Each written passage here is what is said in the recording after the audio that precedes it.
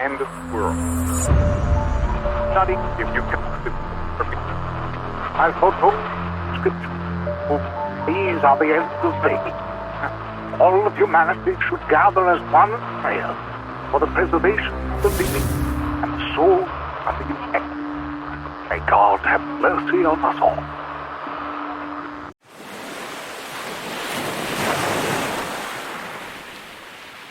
I am Xu. Amidst the heaving canvas of the roaring sea, I find myself clinging to the ghost of a man I once was. A man who wandered through the tapestry of history, threading the delicate narratives of the past with the ponderous uncertainty of the future. But in this moment, I'm now a part of the PLA aboard an invasion boat disguised as a humble fishing vessel. My identity blends with countless others in a tempestuous sea of fear and fervent nationalism.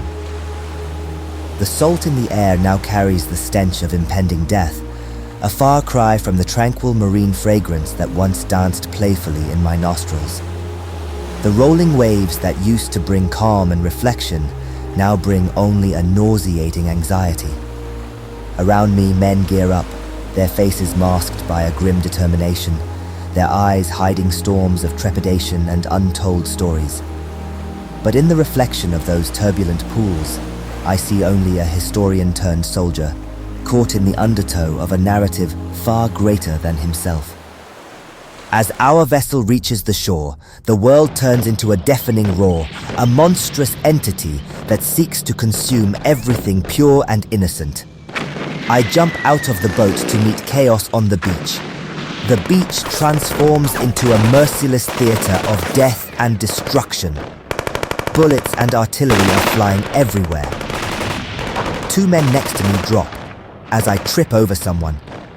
With every step on the blood-soaked sands, I feel a piece of my old self crumbling, breaking away to reveal a grotesque figure marred by the brutality of war. I witness lives being extinguished, their stories ending in tragic, silent screams that echo hauntingly in my mind, forming a cruel symphony that resonates with the beatings of my frantic heart. I somehow make to what appears to be a fishing shop. Suddenly, a shocking splash of innocence catches my weary eye. A child, no older than 10, standing amidst the ruins, a beacon of lost hope and shattered dreams. The embodiment of the lives and futures that are being mercilessly crushed under the wheels of war. Frozen, the child's piercing eyes meet mine, a silent question hanging heavily in the air, begging to understand the reason behind the carnage that surrounds us. Why? The child stammers, a tiny voice that somehow rises above the chaos, striking a strong note in the symphony of death that engulfs us. My heart twists painfully in my chest, a gnarled root of guilt and anguish tearing through the soldier's facade to reveal the vulnerable historian underneath. I fall to my knees, the crushing weight of the child's question pulling me down, a force far greater than the gravity that binds us to this blood-stained earth. My mouth opens, but words escape me, lost in the swirling vortex of violence and despair. How do you explain the complexities of politics and power struggles to a child who has lost everything? How do you justify the unjustifiable? As I struggle to find words, to craft a narrative that could somehow bridge the gaping chasm between us, the heavens unleash a furious roar, a sound that threatens to tear the world asunder. An artillery round descends, a messenger of death that seeks to erase our existence, to wipe clean the slate of human folly and greed. In that fleeting moment, as time stretches infinitely, our eyes lock, the child's innocent gaze piercing through the darkness that threatens to consume us. In those young eyes, I see a flicker of hope, a glimmer of the future that could have been, a future that now lay dying amidst the rubble and the bodies. I reach out, a futile gesture to protect the flicker of innocence that stood before me, but the world had other plans.